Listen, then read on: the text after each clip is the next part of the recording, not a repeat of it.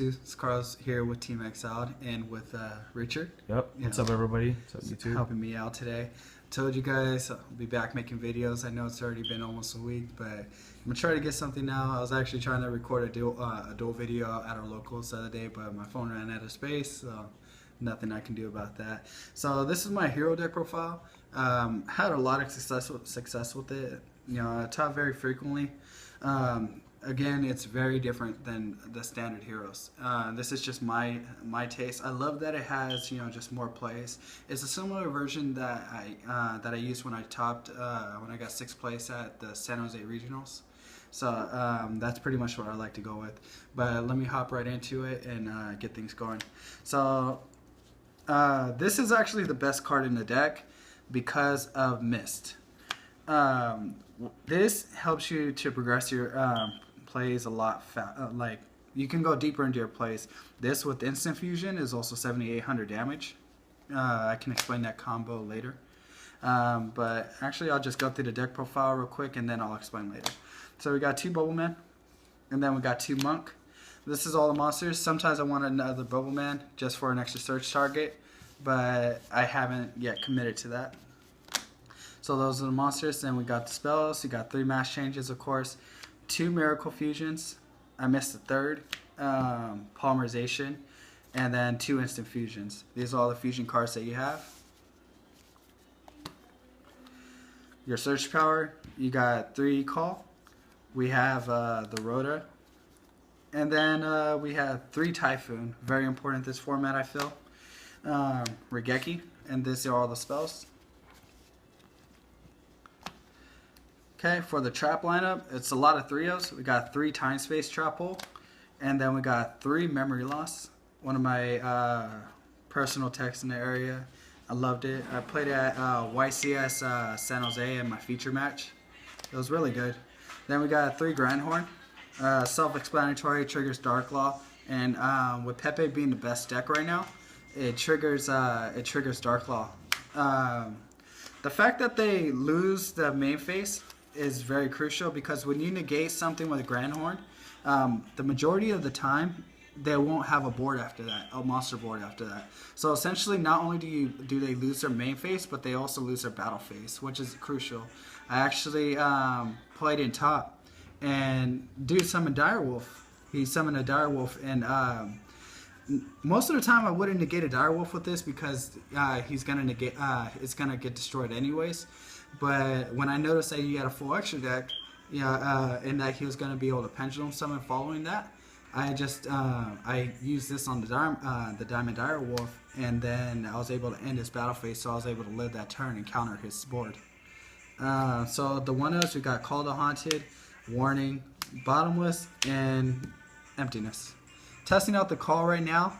The memory losses, I know some people might be thinking about that. It's like, it's kind of iffy. Breakthrough Skill or Nightmare, which are also cards that, you know, I'm even considering. I might be testing these tomorrow. The build's probably going to change just a little bit, but this is what I've been playing.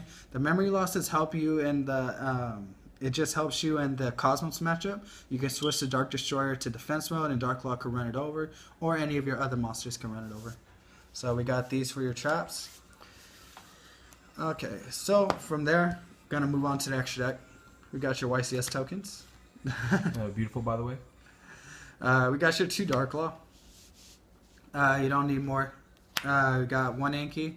I'm liking this card a little bit more now. In my past profiles, I took it out. But past few events that I played, I took it out just because it didn't do as much anymore.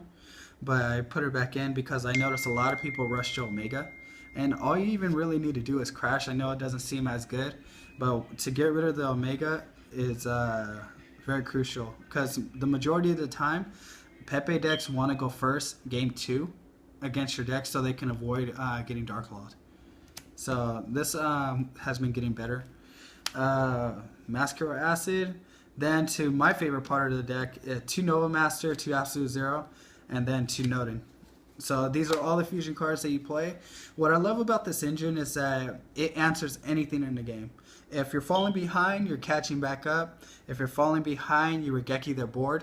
if you're equal to or ahead, this makes it to where the game is out of reach for them, and this makes it to where you don't have to. This also like combos off with these.